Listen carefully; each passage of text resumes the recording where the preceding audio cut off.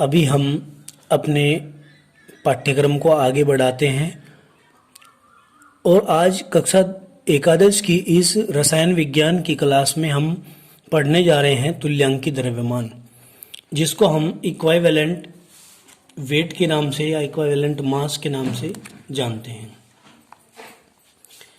ये यहाँ पर गलत लिखा हुआ है, इसको हम EQUI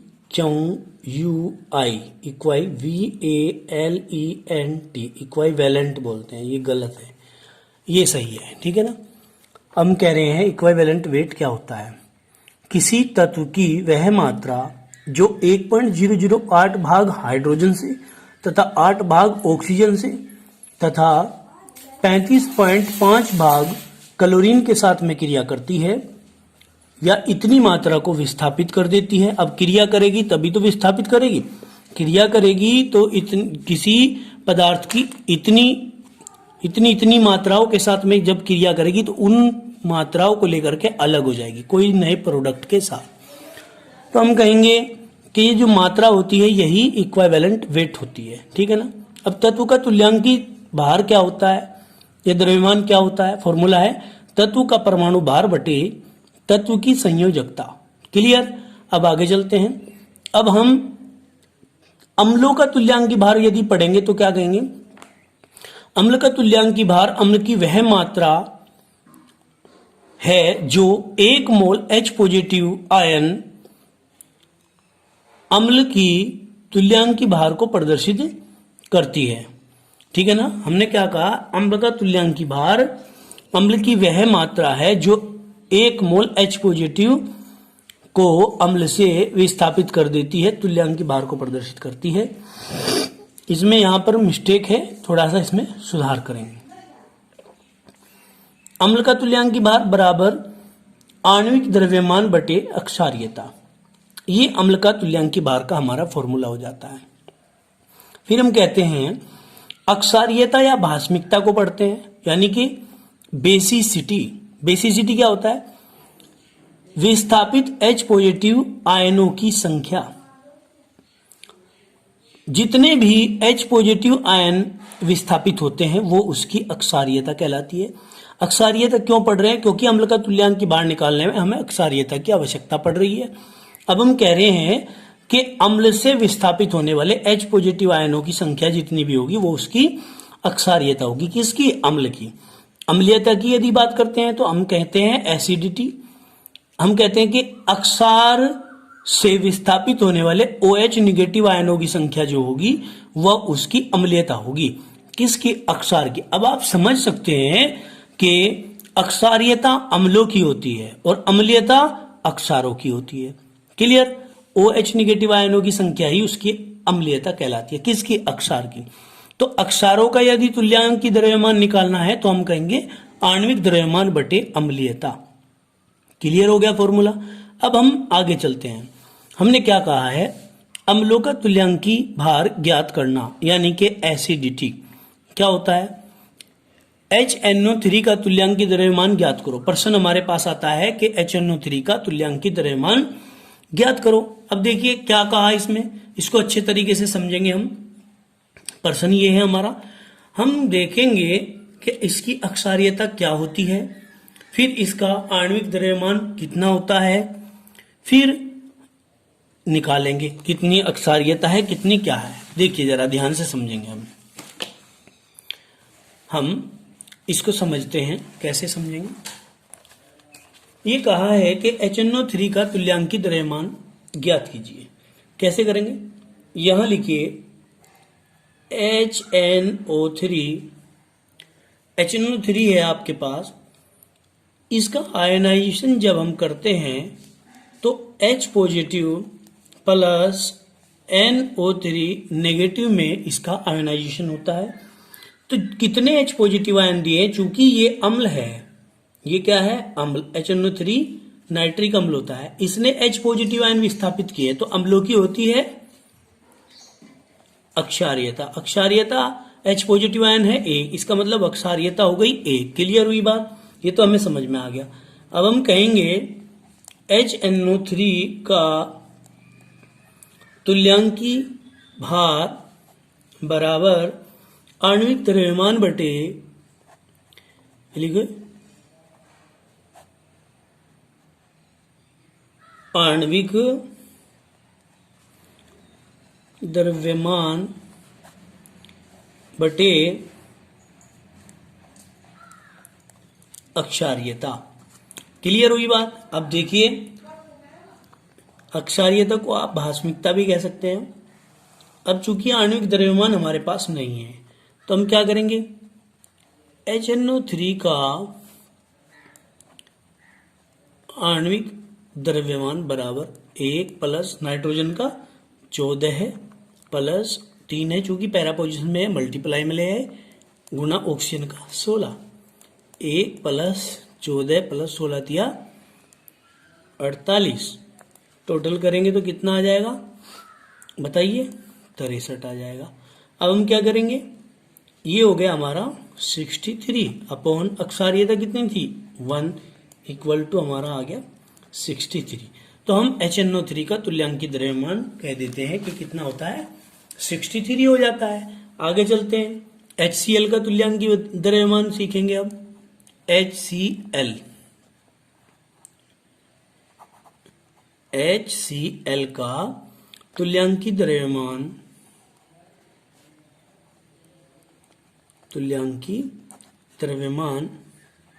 ज्ञात करो। सेम टर्म एंड कंडीशन लगानी है।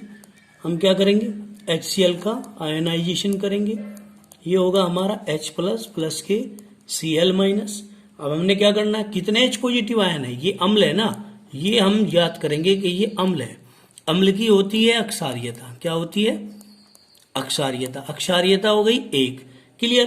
अब हम क्या करेंगे, वही फॉर्मूला हमारा HCl का तुल्यांकी द्रव्यमान या भार भी लिख सकते हो, इक्वल टू क्या, आणविक द्रव्यमान बटे भास्मिकता या अक्षारीयता भी आप कह सकते हो, जैसे हमने यहां लिखा था, इसीलिए हम यहां भी अक्षारीयता, दोनों का मतलब एक ही है, मीनिंग एक ही है। अब हम क्या करेंगे, HCl का निकालेंगे, तो HCl का हाइड्रोजन का 1 होता है प्लस Cl का 35.5 होता है, इक्वल टू हो गया 36.5। अब क्या करेंगे, यहां पर लिखेंगे 36.5 अपॉन भास्मिकता कितनी है, अक्षारीयता कितनी है 1, वो यानी कि 1 इक्वल टू आ गया 36.5। ये इसका क्लियर हो जाता है। समझ में आ गई होगी बात। अब इसी प्रकार आप लोग H2SO4 का निकाल सकते हैं। H2SO4 का निकालेंगे तो क्या होगा, देखिए इसका आयनाइजेशन करेंगे, ये हमारा फर्स्ट, ये सेकेंड, ये थर्ड, आयनाइजेशन करेंगे 2H plus plus SO4 minus minus. सभी विद्यार्थी ध्यानपूर्वक देखेंगे और इसको समझेंगे भी, ठीक है ना। अब हमने क्या करना है, सेम टर्म एंड कंडीशन हमारे पास आती है, इसमें 2H पॉजिटिव आयन विस्थापित हो रहे हैं, तो हम क्या कहेंगे कि अक्षारीयता बराबर 2।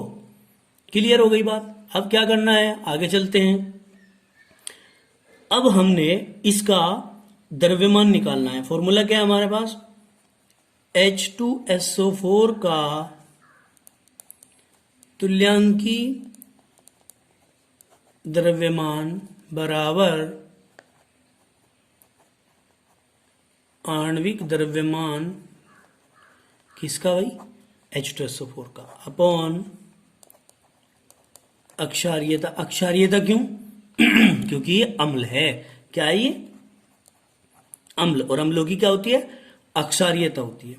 तो आणविक द्रव्यमान का हमें पता नहीं है, तो कितना करेंगे, 2 गुणा 1 H2 का, 2 के लिए ये हो गया और हाइड्रोजन के लिए 1 हो गया, प्लस सल्फर का 32 प्लस 4 के लिए मल्टीप्लाई में 16, क्योंकि ऑक्सीजन के लिए कर रहे हैं। 2 प्लस 32 प्लस 16 चौका 64 इक्वल टू हो गया कितना, 98। तो हम क्या करेंगे, 98 बटे अक्षारीयता कितनी थी 2, कितनी आ गई बताइए, 49 आपका आंसर आ जाता है। समझ गए होंगे। इसी प्रकार आप एसिटिक एसिड का निकालेंगे, नेक्स्ट एग्जांपल आता है आपके पास, आपकी पीडीएफ के पेज नंबर 23 पर 29 पर हो गए। तुम क्या कहेंगे, एसिटिक अम्ल CH3COOH का तुल्यांकी द्रव्यमान निकालना है हमने। कैसे करेंगे, चूंकि ये अम्ल होता है, दुर्बल अम्ल होता है, CH3COOH is equal to CH3COO minus plus ये H पॉजिटिव। अब हमने क्या करना है, समझ तो रहे होंगे ना सभी विद्यार्थियों की, समझ में आ रहा होगा तो ठीक है, नहीं समझ में आ रहा होगा तो आप सभी हमें सूचना करेंगे। इसमें कितने H पॉजिटिव कितने हैं, अक्षार्यता 1 है इसकी, एक है ना, H पॉजिटिव के सामने कुछ नहीं लिख रहा तो हम 1 मान लेंगे। क्लियर। अब आपने क्या करना है, वही हमारा फॉर्मूला लगाना है।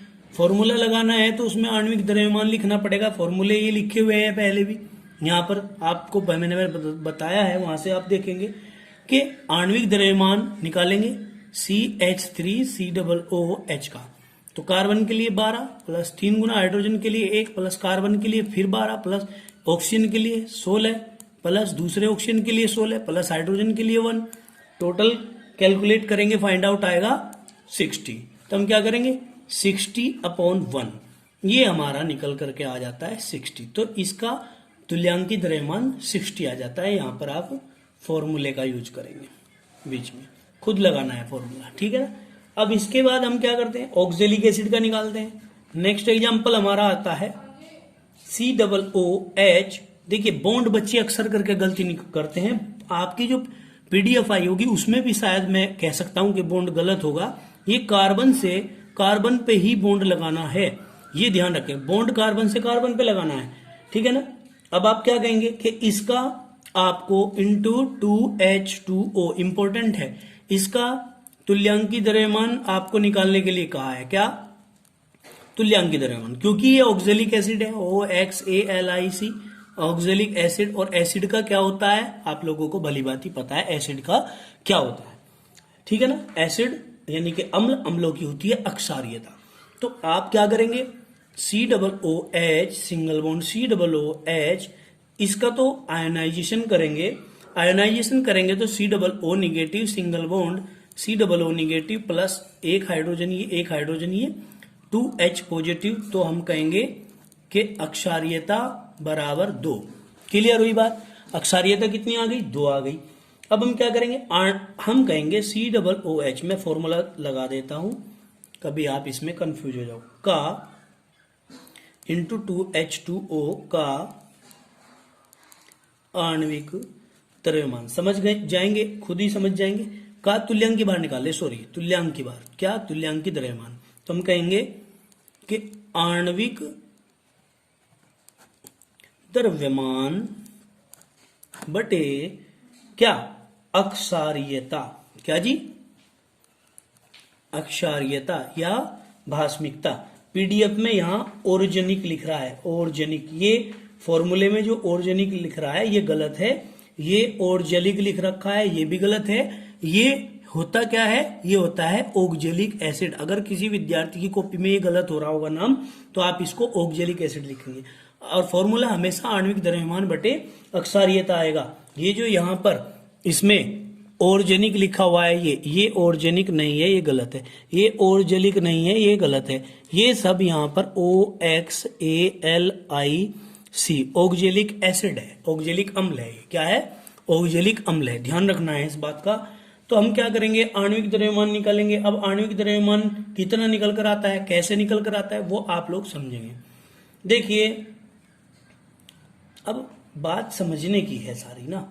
तो ऑक्जेलिक एसिड, अब चूंकि COOH in single bond COOH into 2H2O ये है आपका।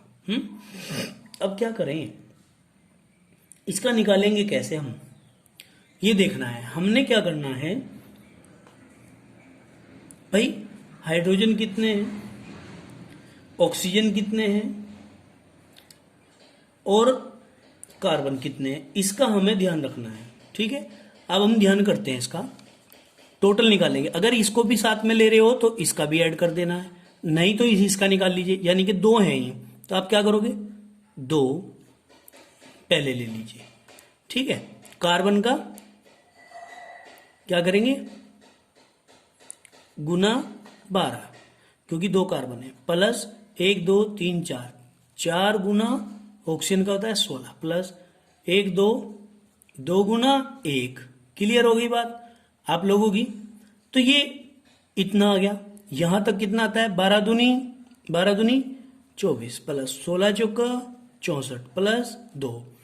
अब टोटल हम जोड़ें तो कितना आएगा, ये आ जाएगा हमारा, यहाँ पे प्लस कर लीजिए, यहाँ प्लस कर लीजिए 2 और 4 ये हो गया 6 और 4 ये हो गया 10। क्लियर, 10 हो गए, हासिल 1 लग गया, 6 और 2 8 और 1 हासिल का 90। क्लियर। अब हमने क्या करना है, ये 2H2O है, इसको मैं यहीं के यहीं प्लस करके 2 गुना H2O का 18 होता है, यानी कि 18 दूनी 36 कर देता हूं मैं यहां पर, और फिर प्लस 36 इज इक्वल टू 0 और 6 कितने हो गए 6 यानी कि 9 और 3 कितने हो गए बताइए 12, 126 आ गया। यानी कि इस H2O का हमने इसका निकालने के बाद यहां प्लस कर दिया, ये ध्यान रखना, 2 के लिए 2 और H2O के लिए 18। H2O के लिए कैसे 18, 2 गुना 1 प्लस 16 हो गया ऑक्सीजन का, हाइड्रोजन के लिए हो गया 1, तो यानी कि 2 तो गुना में आ गया, हाइड्रोजन के लिए कितना हो गया 1 और प्लस 16, तो हमने क्या किया 16 और 2 प्लस 16 इक्वल टू 18, और 18 गुना 2 ये कर दिया 18 गुना 2, समझ गए होंगे। तो हमने क्या करना है, यहाँ पर फॉर्मूला आणविक द्रव्यमान आ गया 126 अपॉन अक्षारीयता कितनी थी, अक्षारीयता निकल कर आई थी 2, तो बराबर कितना आ गया 63। इस तरह आप ऑक्जेलिक एसिड का क्या निकाल सकते हैं, तुल्यांकी द्रव्यमान निकाल सकते हैं, ठीक है। अब आगे के भी इसमें तुल्यांकी द्रव्यमान दिए हुए हैं, उनमें उनको तुम ऐसे ही निकालोगे। अब हम पेज नंबर 30 नेक्स्ट वीडियो के साथ आप लोगों को मिलेंगे, यहां तक के लिए आप कार्य करेंगे और आगे के जो अम्लों के और बचे हुए हैं तुल्यांकी द्रव्यमान उनको सुकून से समझेंगे। धन्यवाद।